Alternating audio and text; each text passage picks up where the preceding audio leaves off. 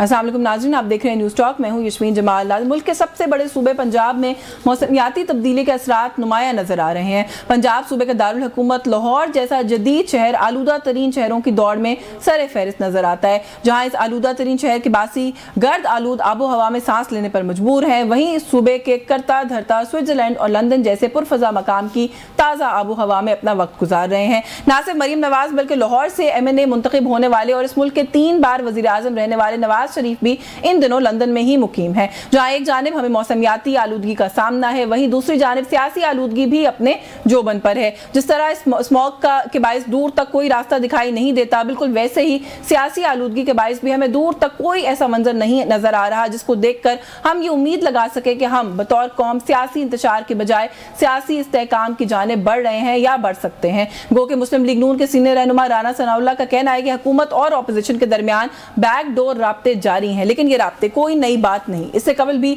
मुतअद्दिद मौक़ों पर हुकूमत और अपोजिशन के दरमियान राब्ते हुए, लेकिन ये राब्ते नतीजा खेज साबित नहीं हो सके। इन मुज़ाकरात में कोई बड़ा ब्रेक थ्रू सामने नहीं आया। कभी भी हुकूमत इस नाकामी का इल्ज़ाम अपोजिशन पर डालती रही, जबकि अपोजिशन के रहनुमा हुकूमत से मुज़ाकरात को बानी PTI की रजामंदी से मशरूत करते रहे। हुकूमती अरकान की जानिब से मुतअद्दिद बार ये शिकवा भी सामने आया कि PTI की क़यादत तो मुज़ाकरात करना चाहती है, लेकिन जेल में बैठे एक कैदी ने PTI की मौजूदा क़यादत को यरगमाल बनाया हुआ है। PTI की क़यादत भी मुज़ाकरात जैसे हसास मामले पर तज़ब्ज़ुब का शिकार दिखाई देती है, क्योंकि बानी PTI का हुकूमत से मुज़ाकरात के हवाले से बड़ा वाज़ेह मौक़िफ़ है कि मुज़ाकरात इक़्तिदार वालों से नहीं बल्कि इख्तियार वालों से होंगे। ऐसे में अगर PTI की मौजूदा क़यादत हुकूमती मुज़ाकरात की पेशकश को कबूल करते हुए जानिब कोई पेशकदमी करेगी तो पार्टी के सोशल मीडिया पर मौजूद कारकुन क़यादत को नहीं बख्शेंगे, जिसका एक मंजर हमने सवाबी में PTI के जलसे के बाद सोशल मीडिया पर देखा। सवाबी जलसे में PTI क़यादत की जानिब से एहतजाज के लिए तारीख का ऐलान सामने ना आने के बाद सोशल मीडिया पर मौजूद कारकुनों ने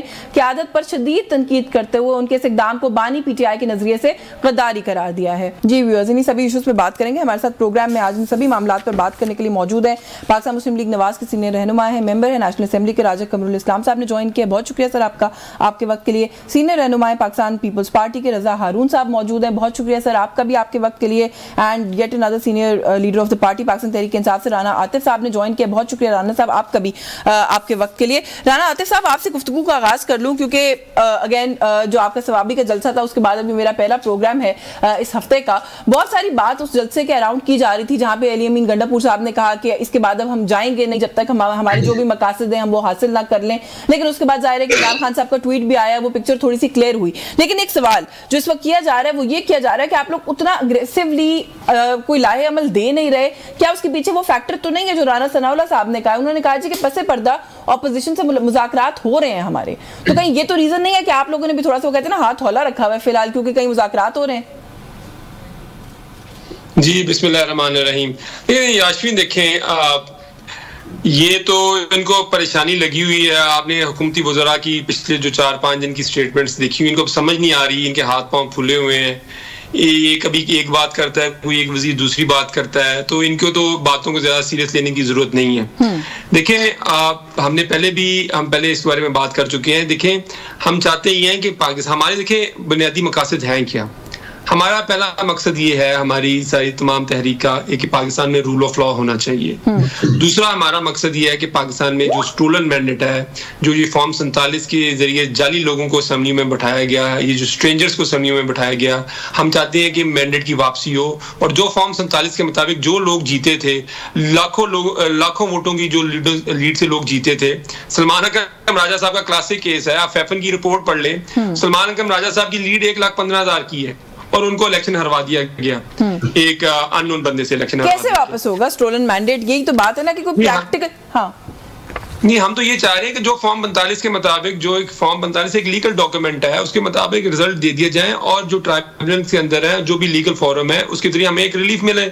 हम तो देखिए, हम ये कह रहे हैं फॉर्म 45 के मुताबिक जो रिजल्ट है वो दे दिया जाए। और तीसरी चीज ये है कि जो हमारे बेगुनाह असीरान है, जो कैदी हैं, और सबसे इंपॉर्टेंट हमारे जो चेयरमैन इमरान खान साहब हैं, जो कि पिछले 1.5 साल से बेगुनाह कैद हैं, उनकी रिहाई हो। ये हमारे 3 मुतालबा। सर, ये रिहाई सड़कों पर तो नहीं होगी ना आकर? ये सवाल तो हम लोग आपसे बार बार करते हैं। जो बात अभी आपने स्टोलन मैंडेट की ना कि ट्राइब्यूनल से, कोर्ट से आप लोगों को फैसला मिल जाए। सलमान अकरम राजा साहब ने खुद कहा कि अदालतों के जरिए ऑटो करेक्ट होने दें इलेक्शन में जो गलती हुई। तो इमरान खान साहब का मामला भी आपको नहीं लगता कि वहीं से ऑटो करेक्ट होगा? ये मेरा ख्याल है ये सलमान अकरम राजा साहब ने शायद ये बात नहीं की, शायद ये बैरिस्टर गौहर ने कहा था कि हम अदालतों के जरिए भी रिलीफ लेंगे। देखें ये मल्टी प्रॉन्ग स्ट्रेटेजी है। देखें हम एक सियासी जमात हैं, हम एक पुरअमन सियासी जमात हैं जो कि आइन और कानून पे बिलीव करती है। हम समझते हैं कि देखें ये हुकूमत जो है, ये तो जो एक जाली हुकूमत है वो कैसे इंटरेस्टेड होगी? इनके तो सारे मफादात ही इंटरेस्टेड इस चीज से हैं कि ये एक फॉर्म 47 के जरिए हुकूमत में बैठे रहें। हाँ। तो देखें पूरी दुनिया के अंदर जहाँ पे जमहूरियत होती है, जहाँ पे जैसी भी हो, वहां पे लोग अपने हकूक के तहफ़्फ़ुज़ के लिए, अपने हकूक के लिए स्ट्रीट मूवमेंट चलाते हैं। ये कोई गैर जमहूरिया, कोई गैर आईनी चीज नहीं होती। अवाम जब समझते हैं कि उनके हकूक को माना नहीं जा रहा, तो अवाम सड़कों पे आते हैं। आपने पूरे देखा कि इंग्लैंड में 2003 के अंदर जब पूरे इंग्लैंड के अंदर अवाम की ये ख्वाहिश थी कि उनकी हुकूमत इराक वॉर के अंदर शिरकत ना करे, और मैं उस मार्च में मैंने खुद शिरकत की, कोई 1 से 1.5 मिलियन बंदा लंदन की सड़कों पे निकला। तो ये तो जमहूरियत का तो बेसिक अंसर ये होता है कि अवाम अपनी राय आप पहुंचा सकें। ठीक है, तो आप ये कह रहे हैं कि स्ट्रीट एजिटेशन जो है वो जाहिर है, वो तो खैर इट्स अ गिवन, मैंने तो ये सवाल नहीं किया। ऑफ कोर्स किसी भी पॉलिटिकल पार्टी का राइट होता है। मैं आपकी जाने बात हूँ रजा हारून साहब। सर, ये जो मुज़ाकरात होने हैं, किस से होने हैं, ये भी एक सवाल है, क्योंकि जो इक़्तिदार में है उनसे होने हैं, जो इख्तियार में है उनसे होने हैं। पीटीआई के अंदर ये भी हम देखते हैं कि एक बहस है। खुर्शीद शाह साहब ने एक स्टेटमेंट दी, उन्होंने कहा कि पाकिस्तान तहरीक इंसाफ अगर मुज़ाकरात करना चाहती है तो हम जो भी सहूलत कारी कर सकते हैं हम भी वो करने को तैयार हैं। पीपल्स पार्टी का सर इस पर क्या मौक़िफ़ है, और आपकी अंडरस्टैंडिंग क्या है कि गवर्नमेंट के साथ इनके कोई मुज़ाकरात हो रहे हैं जो राना सना साहब ने बात की है? होने चाहिए, अगर नहीं हो रहे तो होने चाहिए। गवर्नमेंट में होने चाहिए, पार्लियामेंट में होने चाहिए, जहाँ जहाँ सियासी कुव्वतें हैं उनके दरमियान मुज़ाकरात, बातचीत, गुफ्तगू होनी चाहिए। हाँ। बाकी पीटीआई एक अलग सियासी जमात है। मैं तो कि अपनी मर्जी है क्या करते हैं, किससे मुज़ाकरात करना चाहते हैं, किससे नहीं करना चाहते। हाँ। लेकिन जो दीगर सियासी जमातें हैं जो पाकिस्तान में वफाक की और सूबे की सियासत कर रही हैं, वो तो सब वेलकम करती हैं कि हर तरह के मुज़ाकरात के लिए, हर तरह की बातचीत के लिए मिलकर बैठना, और बैठते भी हैं। इनके लोग तो बैठते भी हैं। आपने देखा होगा अक्सर फोरम्स पे, चाहे वो पार्लिमानी फोरम्स हो या अब जुडिशल कमीशन का फोरम है, वहां भी बैठ रहे हैं, दीगर जगहों ये बैठ रहे हैं, और राणा फजल रहमान साहब के साथ भी इंटरेक्शन हो रहा है, चकदेई के साथ भी हो रहा है। तो ये पीटीआई को खुद ही सोचना है कि उन्होंने क्या करना है। इनको मशवरा कोई दे नहीं सकता। एक अलग अपनी सियासी जमात है, अपनी स्ट्रेटेजी होगी, लेकिन जो स्ट्रेटेजी ये मल्टी प्रॉन्ग की बात कर रहे हैं वो भी इनका राइट है, पीसफुल प्रोटेस्ट करते रहे। लेकिन जब तक ये मुज़ाकरात नहीं करेंगे हुकूमत वक्त के साथ, पार्लिमान के नुमाइंदों के साथ, पार्लिमानी कमेटियों में बैठकर सियासी लोगों में गुफ्तगू नहीं होगी, उस वक्त तक इनके मसले का हल निकलेगा नहीं। वो कहते हैं कि तो स्टोलन मैंडेट वाले लोग हैं ना, इनके साथ क्या मुज़ाकरात करें? सड़कों की एजिटेशन से रिहाई नामुमकिन बात है। लेकिन वो कहते हैं कि स्टोलन मैंडेट वाले लोग हैं ना, इनकी क्या लेजिटिमेसी है, इनसे क्यों बात करें? वो आप देखें, वो ठीक है, उनका एक पॉइंट है, वो ट्राइब्यूनल में जाए, अदालतों में जाए। इन्होंने आपने अपने फैसला थोड़ी करना है। स्टोलन मैंडेट का फैसला ट्राइब्यूनल ने करना है, इलेक्शन कमीशन ने करना है, सुप्रीम कोर्ट, दीगर कोर्ट से करना। अच्छा, खुर्शीद साहब की बात को कैसे देखते हैं सर आप? वो जो उन्होंने कहा है कि अगर कोई हम कुछ कर सकते हैं इसके अंदर किसी किस्म की मदद, तो हम करने को तैयार है मुज़ाकरात के लिए। हर कोई मदद करने को तैयार है। फैसिलिटेशन का मतलब ये होता है कि अगर आप मुलाकात के लिए कोई फोरम बनाना चाहते हैं तो खुर्शीद शाह साहब के पास एक फोरम है ना, पार्लिमानी कमेटी के वो सरबराह हैं, जिसके अंदर आईनी तरमीम भी डिस्कस हो रही थी। तो मुख्तलिफ फोरम मौजूद हैं। उनका मकसद ये है कि सियासी फोरम, गुफ्तगू के फोरम, डायलॉग के फोरम में अगर कोई झिझक है, कोई और वजह है, तो पीपल्स पार्टी की मरकजी क़यादत खुर्शीद शाह साहब में बहुत सीनियर आदमी है, नॉन कॉन्ट्रोवर्शियल आदमी है। इन्होंने अपनी पेशकश की कि बिठाने को तैयार है, बात करने को तो सब तैयार है सिवाय पीटीआई। सर, आप लोगों की आपस की बातचीत बंद है नून लीग के साथ? इनकी बातचीत के लिए तो फैसिलिटेशन का आप लोग ऑफर कर रहे हैं, पर सुनने में आ रहा है कि आप लोगों की अपनी भी नाराजगी हुई है। कोई बिलावल साहब भी कुछ नाराज हैं, और कोई मामला जो है वो शायद कोई खिंचाव का शिकार हैं आप लोग आपस में, जो आपके ताल्लुकात हैं। नाराजगियां जो है वो इस बात पर होती हैं, सियासी नाराजगियां नहीं होती। इंतजामी नौइयत के जो सरबराहान के दरमियान कोलिशन बनाते हैं या गवर्नमेंट फॉर्मेशन के वक्त जो अंडरस्टैंडिंग हुई होगी, यकीनन कुछ पॉइंट्स पाकिस्तान पीपल्स पार्टी होंगे जिन पर इम्प्लीमेंटेशन नहीं हो रही। उसमें पंजाब की क़यादत बहुत ओपन है, वोकल है। इसी तरीके से सिंध के मामला में जो फंडिंग होनी है उन चीजों के ऊपर एक इख्तिलाफ तो नहीं, मैं समझता हूँ कि जो चीजें पूरी नहीं हो रही हैं उस पर जोर दिया जाता है, आवाज उठाई जाती है। सही है, जो कहीं ना कहीं इख्तिलाफ है। अच्छा राजा साहब, राना आतिफ साहब ने गुफ्तगू की, वो कहते हैं जी इनसे क्या बात करनी है, इनके तो हाथ पांव फूले हुए हैं, ये क्या बात। अच्छा राना सनाउल्लाह साहब का भी बड़ा दिलचस्प है, सीनियर सियासतदान है, सीनियर रहनुमा है आपकी पार्टी के। एक तरफ वो कहते हैं कि जिस तरह का ये एफर्ट करेंगे एहतजाज का, उतना ही इनको रिस्पॉन्स भी उतना ही एग्रेसिवली मिलेगा, यानी कि हम रोकने की कोशिश करेंगे। दूसरी तरफ वो कहते हैं कि इनके साथ पैसे पर्दा मुज़ाकरात हो रहे हैं। आपके पास कोई इन्फॉर्मेशन है, हो रहे हैं कोई मुज़ाकरात? देखें, पहले तो हाथ में भी वही पेंसिल है, पाँव में भी वही जूते हैं। हाँ।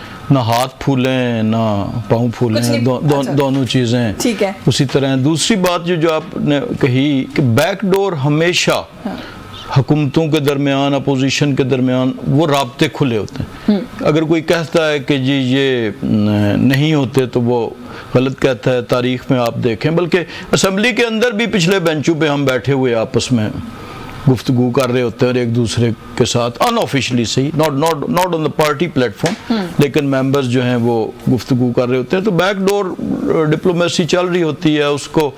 अब मसला सिर्फ यहाँ पर जो रुकावट आती है वो ये आती है कि ये इस किस्म के जितने मामलात, अगर आप 2014 वाले धरने को देखें तो एक मुज़ाकराती टीम बनती थी, वो तय करके वहाँ से उठती थी और जब वो वापस जाती थी बैक, वो कहते थे अच्छा जी अब हम हदायत ले आए अपने लीडर से, तो वहाँ पे वो सब कुछ तय बाला हो जाता था। तो असल प्रॉब्लम जो है वो बैकडोर मुज़ाकरात नहीं है। असल प्रॉब्लम तो वो है कि अब जाहिर है कि हर बात, अब मसलन मैं यहाँ पे बात कर रहा हूँ तो मैं ये तो नहीं कह सकता कि अच्छा आप सवाल करें और मैं कहूँ अच्छा ज़रा मैं मियाँ साहब से पूछ लूँ या मियाँ साहब वापस आएंगे तो बताएंगे। तो असल प्रॉब्लम जो है वो वहाँ पे है और वो रुकावट जो है वो जब तक दूर नहीं होती या रवैयों की बुनियाद है। जहाँ तक एक सवाल ये भी है ना कि कंफ्यूजन रह जाती है, क्या जब हम कहते हैं कि अपोजिशन से मुज़ाकरात हो रहे हैं या कोई बैकडोर चल सकता है तो वो पाकिस्तान तहरीक इंसाफ की ही बात होती है। अपोजिशन में तो मौलाना फजल रहमान भी हैं, मौजूद हैं बरतानिया में इस वक्त आपके लीडर के साथ, तो कहीं उसका हवाला तो नहीं है? नहीं, मौलाना फजल रहमान साहब के साथ तो ऑलरेडी हमारे पार्लेज, हमारी जमात की गुफ्तो शनीद, डेलीगेशंस का एक्सचेंज होता रहा। बल्कि मौलाना फजल रहमान का जो घर था वो तो इस पिछले आईनी तरमीम के दौरान मरकज़ था जहाँ पर इनके भी आते थे और दोनों ने उनकी इक्तदा में नमाज अदा की और मौलाना साहब को इमाम माना। और फिर जब प्रेस कॉन्फ्रेंस हुई, आप सिर्फ इस बात से जो मैंने अभी पॉइंट दिया इसका के स्ट्रेंथ को नाप लें कि मौलाना साहब के पास जो प्रेस कॉन्फ्रेंस हुई, मौलाना साहब ने उस प्रेस कॉन्फ्रेंस में दाएं बाएं खड़े करके तहरीक इंसाफ के चेयरमैन और जनरल सेक्रेटरी को कहा कि इनको इन प्रिंसिपल इस मौजूदा जो अमेंडमेंट हो रही है कंसेंसस के साथ 26वीं, उसमें कोई एतराज़ नहीं है। सिर्फ एक बात पे है कि इनके बानी चूँकि इनकी पार्टी के लीडर जेल में हैं और वो वाली ज़रूर है जिसकी उस मजबूरी की बिना पर ये उसमें वोट नहीं डाल सकते। बाकी ये आप प्रेस कॉन्फ्रेंस उसको आप रिकॉर्ड देख लें कि उन्होंने कहा और ये दोनों खड़े थे। तो जॉइंट प्रेस कॉन्फ्रेंस का क्या मतलब होता है कि वहाँ जो गुफ्तगू हो रही है वो दोनों की बाहमी रजामंदी से हो रही है। और जब वो कमेटी के अंदर भी अपने डोगर साहब इनके जो हैं नुमाइंदा वो मौजूद थे, उन्होंने भी इन्हीं जज्बात का इजहार किया था, at least to the extent of that amendment which was passed by the assembly। मैं इब्तदाई शायद कुछ चीज़ें ऐसी हूँ जिसमें इन्हें इख्तलाफ हो। अब जब राना साहब ने ये कहा कि जी जो जैसा ये करेंगे जवाब मिलेगा, तो उनसे उनकी ये मुराद नहीं थी कि ये कोई मसलन अगर आप सिर्फ आज़ादी इजहार राय देखें तो टेलीविजन पे रोज़ ये बातें कर रहे होते हैं। यही तो पॉइंट है, जलसा भी करने दें, उससे परेशानी क्यों लाक हो जाती है? जलसे में थोड़ा सा इशू हो रहा है ना। अब लाहौर के जलसे को आप देख लें कि जब एक लीडर उनका जो लीड कर रहा है वो एक मुसल्लह होके हथियार लेके आता है और लोगों को लेके आते हैं और वो रास्ते में, और सब ने देखा वीडियोस। जब आप उनको कहेंगे हम आने नहीं देंगे पंजाब की हदूद क्रॉस, वीजा तो नहीं चाहिए ना? केपीके से आने वाले शख्स को पंजाब के लिए वीजा दरकार हो जाए तो फिर एग्रेशन आ जाती है। ये जो मैं वाकया बयान कर रहा हूँ ये तो लाहौर के करीब हुआ ना, जब वीजा भी मिल चुका था, वो क्रॉस करके आ चुके थे। अच्छा, उसके बाद आप दूसरी दफा देखें जब इस्लामाबाद का इन्होंने अनाउंस किया तो वो जो राना साहब का उस कॉन्टेक्स्ट में है कि अगर वो वाली चीज करेंगे, यानी यहाँ सुख टीयर गैस एम्बुलेंसेज में भर के शेल्स लेके आए कि इस्लामाबाद पुलिस पे चलाएंगे, तो वो वाली चीजें जो हैं उसके मतलब राना साहब ने कहा है, तो वो तो जाहिर है लॉ को अपना जो है कोर्स लेना होगा अगर इस किस्म की कोई चीज। बिल्कुल ठीक है, मैं मुझे ब्रेक का जा रहा है, ब्रेक से वापस आते हैं, जो आपने पॉइंट रेज किया इस पे बात करेंगे, हमारे साथ रहिए।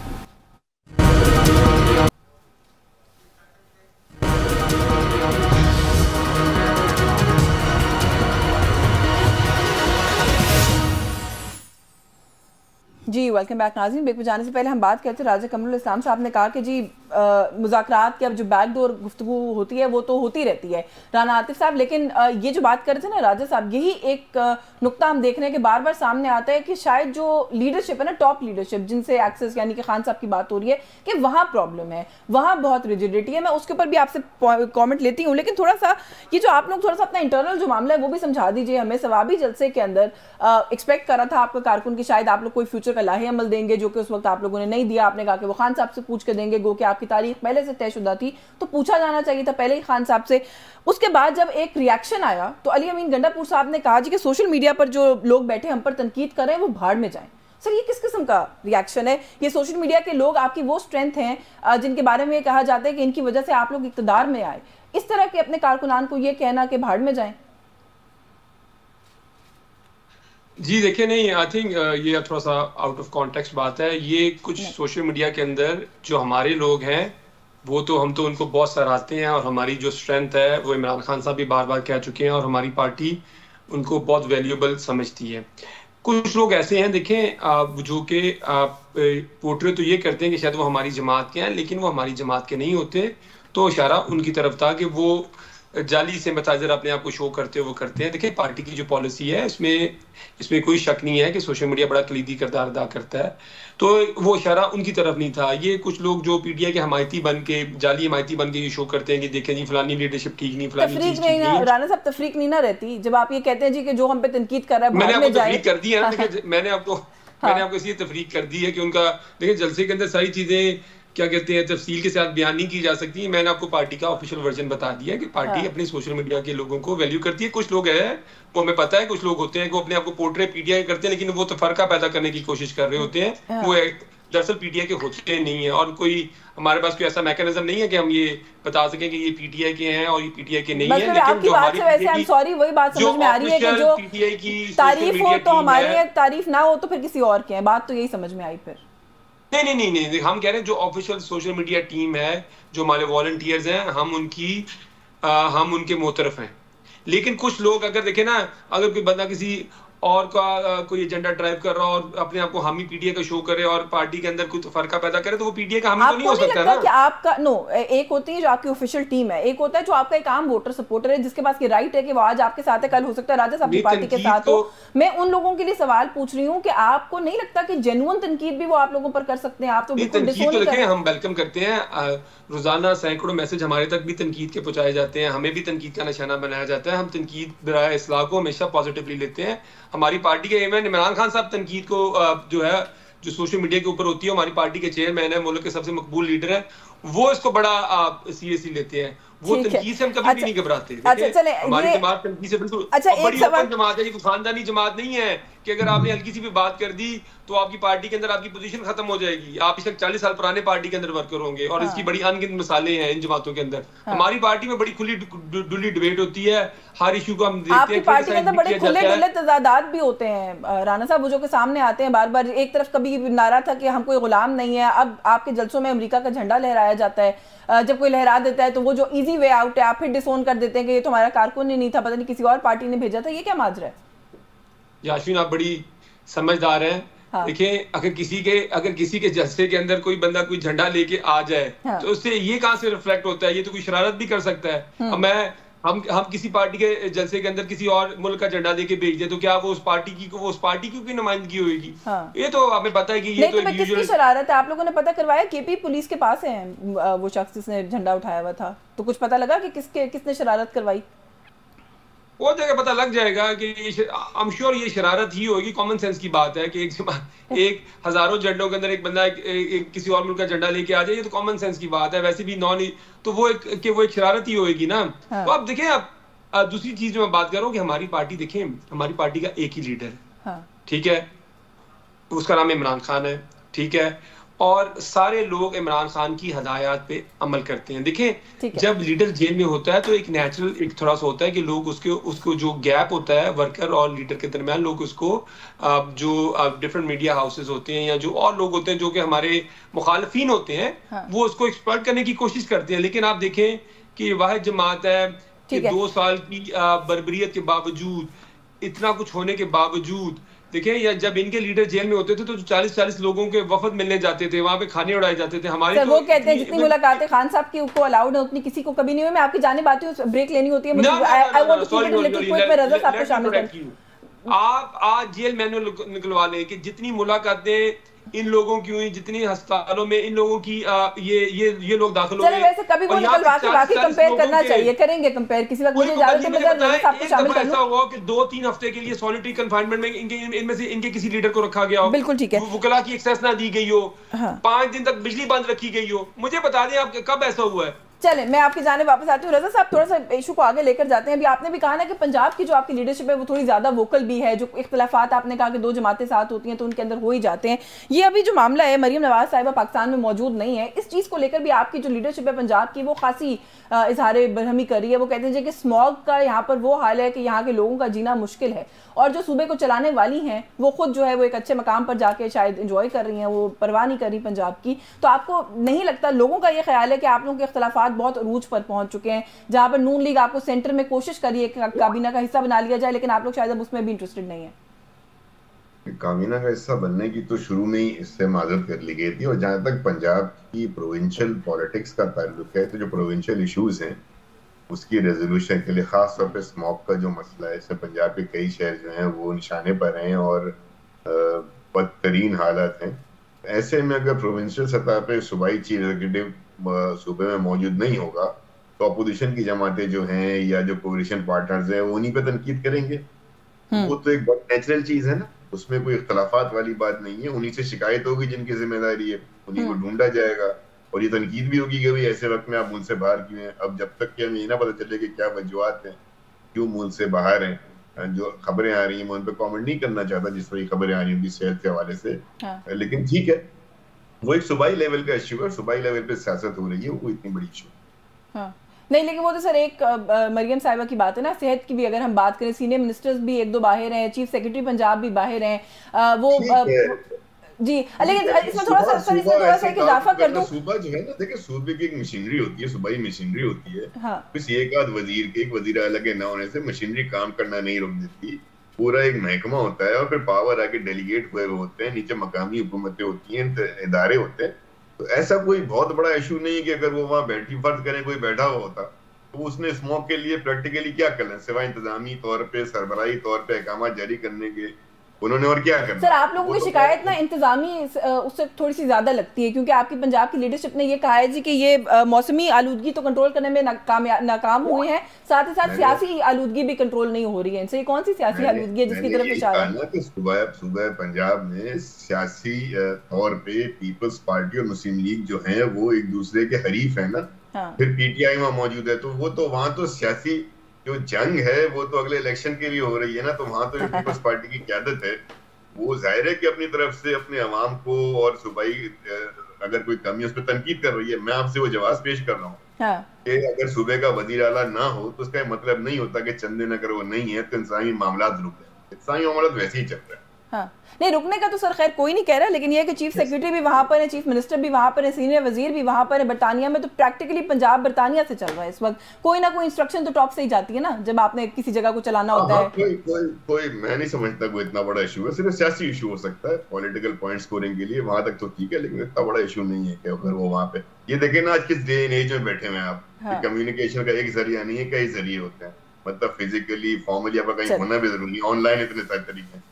I don't think so. Politically ठीक है, provincial। अच्छा मैं इसका जवाब राजा साहब से ले लेती हूँ सर, आती हूँ इसी इशू के ऊपर भी, लेकिन वो जो मैंने झंडे वाली बात की थी ना राना आतिफ साहब से, वो शेर अफजल मरवत साहब ने भी और बैरिस्टर सैफ ने भी और 1-2 लोगों ने और कहा है कि वो आपकी जमात का कारकुन था, या आपने शरारतन, वो जो शरारत की राना साहब बात करते कि शरारत करवाई गई है। जी बिल्कुल, उन्होंने जो कहा होगा वो जो हालात चल रहे हैं उसके मुताबिक वो दुरुस्त होगा, क्योंकि वो हमेशा इस बात पे इंसिस्ट करते हैं कि हम दुरुस्त कह रहे हैं। वो कहते हैं जाली हुकूमत का नहीं, उसका प्रोफाइल देख लें। ये जो बहुत हाई एनर्जी पार्टिकल्स हैं इनकी जमातों में, उन्होंने तो अक़वात वाबस्ता की, अमेरिका जिंदाबाद के नारे लगे। आप इनकी जमात के लोगों की पोस्ट देख लें सोशल मीडिया पे, जहाँ पर ट्रंप की फतह पे जो है वो शादियाने बजाए गए, और उनकी अभी राना साहब कह रहे थे कि हमारे पास कोई नापने का जरिया नहीं है, तो सोशल मीडिया के वर्कर को नापने का तो जरिया मौजूद है। आप किसी की प्रोफाइल पे नीचे जाके तो उसकी पोस्ट देख लें कि पिछले वो 2 साल किसके हक की जंग लड़ रहा था, तो उस बेचारे को एकदम आके तो वो रिडंडेंट कर देना ये बड़ी ज्यादती है। मैं समझता हूँ उन वर्कर्स के खिलाफ के साथ कि जो लड़ते रहे। और सर वो अपने वर्कर्स को देख लेंगे ना सर, वो तो उन्होंने वजाहत कर दिया ना, मैं तो वो पूछूं नहीं, वो वर्कर इस मुल्क के शहरी हैं, सियासी कारकुन है। हाँ। और सियासी कारकुन के साथ जब ज्यादती हो किसी पार्टी की तरफ से, मेरी जमात की तरफ से भी, तो मैं फितरी तौर पे उसकी आवाज़ उठाऊंगा। और ये बैन इसी तरह ये जो अमरीकी झंडे वाले हैं इनका प्रोफाइल भी जब चेक किया गया तो वो अपनों में से ही निकले, तो इसलिए फिर ज़्यादा खामोशी होगी बयानात की वजह से। वरना अगर वो कोई हमारा ओहदेदार या वर्कर होता तो अब तक उसकी तस्वीरों के साथ कहाँ कहाँ तमाशा न लग गया होता। तो वो बात तो तकरीबन जो है वो सेटल हो गई है कि वो कहाँ से मुझे होगी। और फितरी बात है कि जब किसी जगह से हमायत का होता है, रज़ा साहब कह रहे ठीक बात है, वो हिमायत करें आपके मौके की। मैं ठीक बात है, लेकिन मैं एक ही बात ऐड करना चाह रहा हूँ। जी रज़ा साहब कहिए। मैं कहना चाह रहा हूँ कि मेरे भाई जो पीटीआई वाले हैं वो जेल की सोबतों का जिक्र करते हैं, इनको पता ही अंदाजा ही नहीं कि लोग क्या क्या मुश्किलात से गुजार चुके 14-14 साल और जेलों में क्या होता रहा है। और मार्शल्लाह के दौरे में हुआ है, फौजी अदवार में लोग जेलों में रहे, सियासी लोग, चाहे वो आसिफ अली जरदारी साहब हों, इधर नवाज शरीफ साहब हों, और बहुत से ऐसे नाम है, इनको अंदाजा ही नहीं। अभी तो जिस जेल में जहाँ मुर्गियां ये सब चल रहा है वो तो कोई जेल ही नहीं है, वो तो बड़ी अच्छी जगह है, वो तो छुट्टियों पे है। सॉरी एक सेकंड, ये देखें ये वैसे दोनों जमातें एक ही हैं, वैसे आप इनमें से एक ही बंदे को बुलाया करें, ये इनमें कोई फर्क नहीं है। वो आपस में जैसे देखिए ना इन्होंने एक जाती नौयत की बात की है हमारी पार्टी के ऊपर। ये वैसे मुझे समझ नहीं, रज़ा हारून साहब माशाल्लाह बड़े समझदार पढ़े लिखे इंसान है, ये क्या बात कह रहे हैं? ये कह रहे हैं कि अभी जुल्म का वो लेवल ही अचीव नहीं हुआ। ये किस तरह की बात कर रहे हैं? अभी थोड़ी देर पहले कह रहे थे वो जेल की बात कही थी। नहीं तो क्या मतलब कि ये क्या लॉजिक है? ये कौन सी लॉजिक दे रहे थे? आप सुन लेना सवाल करके जी क्या तदबीर डाले। आपने कहा था कि ऐसी नहीं, मैंने आपसे सवाल नहीं किया, मैं आपको बता रहा हूं कि 14 साल की जेल जो है वो फौजी अदवार की है। और जेल 14 साल में कितने साल जेल के अंदर गुजारे वो भी आप जरा चेक करवा लीजिएगा। और वो जेल में भेजा किसने था? नवाज शरीफ ने। उसको छोड़ रहे हैं यार, वो बात ही नहीं हो कंडेम करें ना, तो छोड़ क्यों दे? आप तो आप सारे जमहूरियत के चैंपियन बन गए हैं। खुदा के बाद से अब देखें अपनी बात के अंदर देखिए रज़ा साहब, आपको अंदाजा ही नहीं है बेनज़ीर साहब जेल के बाद अंदाजा किस चीज का नहीं है। वो केस किसने बनाए थे? वो पहले उनको भी कंडेम करें साथ। किसने वो केस बनाए थे? ना ये तो भाई वो तो पूरा एक दौर गुजर। राणा साहब वैसे अगर मालवी के इनके बयानात उठा के देखें तो हम भी ठीक थे, तो वो भी ठीक है आजकल। नहीं आप बिल्कुल, और मालवी के बयानात उठा के देखें तो बहुत ज्यादा कंडेम कर चुके हैं एक दूसरे को, वो गिला नहीं कर सकते आप, वो बहुत कुछ कह चुके हैं एक दूसरे को। मुझे एक ब्रेक लेनी है। वो तो ऐसा कुछ कह राणा साहब, वो तो ऐसा नहीं 13 साल पहले कह दिया था, वो एक इसी तरह के दानिश्वर एंकर ने कहा था नहीं ऐसे नहीं होगा। नहीं राणा साहब ऐसा कुछ कह चुके हैं एक दूसरे को कि आप सुनकर एम्बैरेसमेंट होती होगी। लेकिन मुझे एक ब्रेक लेनी है, ब्रेक से वापस आके स्मॉग वाला जो इशू था स्पेसिफिकली वो रह गया बीच में, राजा साहब से उस पर कमेंट लूंगी। इस ब्रेक के बाद हमारे साथ रहिए।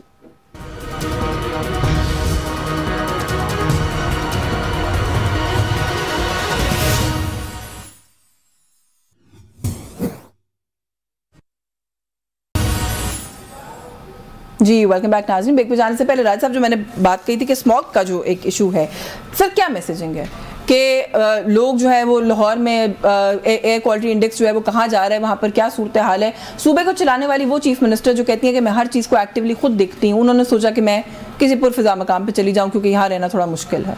कुछ चीज़ें ना मीडिया ऑप्टिक्स के लिए भी होती हैं। जी बिल्कुल, ऑप्टिक्स के पॉइंट ऑफ व्यू से आप बात कर सकते हैं, और ऑप्टिक्स में ज़्यादा चीज़ें ऑप्टिक्स के फ्रेम के अंदर नेगेटिव आती हैं, और वो नेगेटिव के लिए ज़मीन ज़्यादा फर्टाइल होती है उनके फैलने के लिए।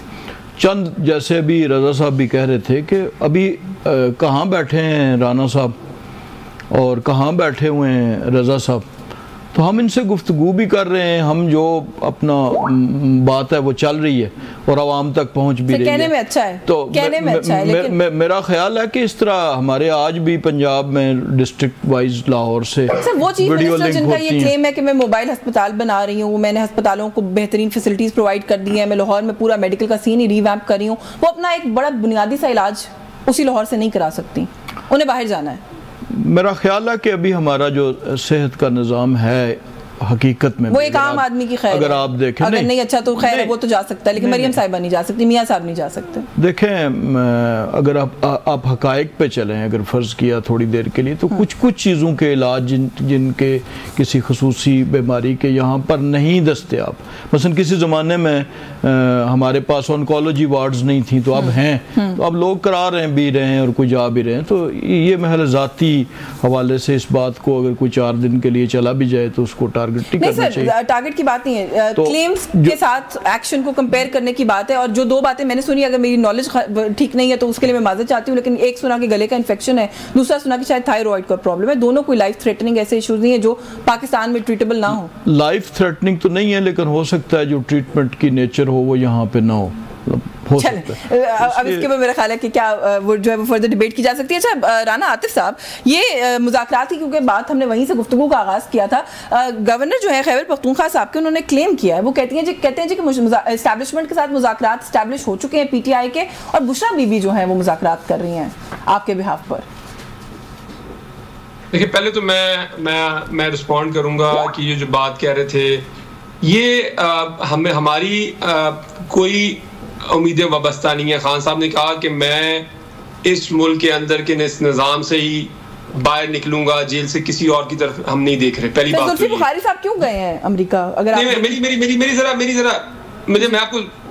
मैं आपकी सारी बातों को जवाब दूंगा, ठीक है। दूसरी चीज ये है कि आपने देखा कि बड़े बड़े अरस्तुओं ने अपनी ट्विटर पे ट्वीट्स डिलीट करनी शुरू की है। किस चीज का डर है? ये ज़हनी गुलामी है भैया। आपने कोई वो जफर इकबाल साहब का शेर है ना कि झूठ बोला है जफर तो उस पे काम भी रहो, आदमी को साहिब किरदार होना चाहिए। इतनी फिक्र लगी हुई है, रोज बेचारे इतने बयान दे रहे हैं। वो अगर आपको डर नहीं तो आप इतने डरे हुए क्यों हैं? तो हम किसी की तरफ नहीं देख रहे, लेकिन इनको डर लगा हुआ है किसी चीज का। ये बेफिक्र है।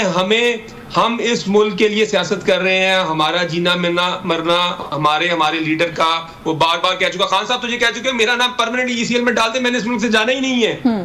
जाने की तो कोई बात नहीं कर रहा। और मैं आपको एक और बात बताऊं, ये जो भी बात कर रहे थे, ये जो पीपल्स पार्टी वाले साहब बात कर रहे हैं कि ये जो है जेलें काटी हैं इनके लीडरों ने। वैसे तो अगर आप जेल का टाइम कैलकुलेट कर लें तो मैं वैसे आपको बात बताऊं, इनको शायद फिगर सुन के इनको थोड़ी हैरानगी होगी कि जेल में एक्चुअल कितना टाइम गुजारा गया है। और वो जो केसेस थे ना, ये दोनों ने एक दूसरे के खिलाफ खुद ही केसेस बनाए थे। तो अब पहले माफी तो मांगे कौम से कि हमने इस मुल्क के वसाइल जाया किए, जाली बोगस। यहाँ तो सही केस थे, यहाँ बताएं 2 ही चीजें हैं, या केस ठीक बनाए थे या बताएं कि हमारे केस ठीक थे, हमने केस ठीक बनाए थे। मेरे पास वक्त बहुत ही थोड़ा रह गया, मेरे पास वक्त बहुत ही थोड़ा रह गया राना आतिफ साहब, लेकिन आप नहीं, मेरी गुजारिश में सुन लेना, मेरी गुजारिश में सुन लेना सर, कि आप लोगों के ऊपर अभी इतना सब कुछ गुजर गया, उसके बावजूद भी आप इस तरह की तनकीद कर रहे हैं सर कि इन्होंने उस पर केस बनाया, उसने उन्होंने पे। आपको नहीं पता केसेस कैसे बनते हैं सर इस मुल्क में? ये बहस बहुत लंबी हो जाएगी जी। मैं तो आपको कहने लगा हूं, मेरी बात सुन। मैं तो कह रही हूं इसका मतलब क्या, अगर इन्होंने गलत केसेस बनाए थे तो कौन से माफी तो मांगे कि हमने गलत केसेस बनाए थे। सर केसेस तो बहुत लंबे आप लोगों के दौर में भी बने सर। इनको भी पता है कि इन्होंने हम पे भी जाली केसेस बनाए हैं। नहीं सर, केसेस बहुत बड़े आप लोगों के दौर में भी बने सर, ये ऐसी कोई बात नहीं। जी रजा साहब, हम तो उन 90% केसेस को ऑन करते हैं। जी हमने करप्शन रिलेटेड केसेस बनाए थे, हमने पॉलिटिकली मोटिवेटेड केसेस नहीं बनाए थे। हमारे राना आतिफ भाई बड़े प्यारे भाई हैं, बड़े वोकल हैं। मेरे भाई जब चार्टर ऑफ डेमोक्रेसी साइन हुआ था तो ये सारी बातें वहाँ तय हो गई, माफी तलाफी हो गई हुआ था। क्योंकि वो आपस में आप नहीं कर सकते, वो पाकिस्तानी कौम का हमने मसाइल जायज किए थे। ये नहीं कि 2 जमातें एक दिन बैठे हो गए हमने आपस में माफी तलाफी कर ली। रजा साहब ऐसे ना करें। नहीं ऐसा नहीं बोलता, गुफ्तगू सुना करें, सवाल पूछते जवाब। जब चार्टर ऑफ डेमोक्रेसी साइन हुआ तो इन्हीं चीजों पे हुआ था, और एक दूसरे माफी तलाफी करवा दी। ये पुरानी बातें हो गई हैं, आपको पता ही कुछ नहीं 2006 में हुआ क्या है दुनिया के अंदर। भाईजान 2011 में क्या हुआ था जब आपने लाड़काना, 2007 के बाद मैं बताऊं क्या हुआ था फिर। अब उस तरीके में ना जाए, मैं तरीक का तालिब नहीं। ऐसे राना साहब मेरे ख्याल है इस बहस में तो वक्त खत्म हो गया। वैसे मेरे पास आप मेजॉरिटी की सियासत करें, आप लोग अच्छे लोग हैं, हम मुल्क की सियासत ही कर रहे हैं। खान साहब को पूरे मुल्क के लोगों ने हमें मैंडेट इसीलिए दिया है। कुछ भी जज्बात से खेलना छोड़े ठंडे दिमाग से बात किया करें, मैच्योर लोगों की तरह गुफ्तगू किया करें, तारीख के हवाले देके बात किया करें। ये अलग टफ रेटोरिक मैं आपको तरीके हवाले दूंगा तो फिर आपको रजा साहब वो फिर आप ये जलसों की गुफ्तगू है, ये प्रोग्रामों की संजीदा गुफ्तगू नहीं है। ये मैं प्रोग्राम की गुफ्तगू कर रहा हूं। नहीं और जो केसेस के हवाले है ना, जिसने काटी है भुट्टो साहब को जेल से फांसी हुई है, आप हो किस दुनिया में? तारीख पता है आपको? हम तो इसको डिनाई नहीं करते। 1.5 साल में अय्याशी की जेल का हम तो इसको डिनाई नहीं करते। चले मुझे मेरे पास वक्त खत्म हो गया वरना मैं मजीद बात करती, लेकिन जो केसेस की जो फेरिस्त की बात है ना, जहां तक उस तरह तो फिर राना आतिफ साहब, राना सनाउल्लाह साहब के साथ पर जो केस था वो फिर किस बुनियाद पर था, कौन सा केस था सर? शाहिद खान अब्बासी साहब की बात करें, मिफ्ता इस्माइल साहब की, Khwaja Sahab, it's a long list. तो मेरा ख्याल है ये राजा साहब खुद बैठे हैं यहाँ मेरे स्टूडियोज में, इनके ऊपर भी एक केस था। तो मेरा ख्याल है केसेस के ऊपर और उनकी बेसिस क्या होती हैं, इन पे बहस करेंगे तो बात बहुत आगे तक जाएगी। आपका बहुत शुक्रिया राजा कमरुल इस्लाम साहब आपके वक्त के लिए। राना आतिफ साहब thank you so much for your time. Raza Haroon साहब बहुत शुक्रिया सर आपका भी आपके वक्त के लिए। न्यूज़ टॉक से आज के लिए बस यही कुछ, मुझे इजाजत दीजिए, अल्लाह हाफिज़।